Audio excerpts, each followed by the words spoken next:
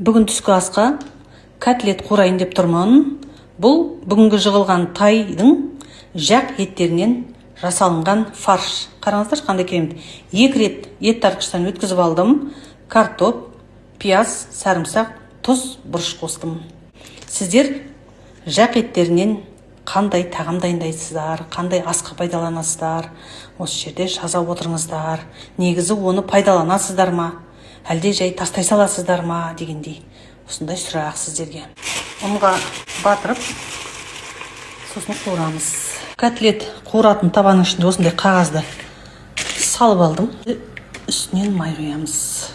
Қандай керемет. Томпақ котлеттер. Майға шамалы қуырып аламын. Тұзын салып. Бисмиллахиррахманиррахим деп тоқтырып, баяу отта пісіріп аламын. Гарнир де дайын.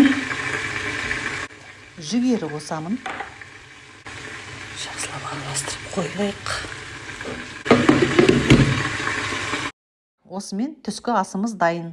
Мишлен ресторандарында дайындалатын тағамдардан ешқандай жері кем емес.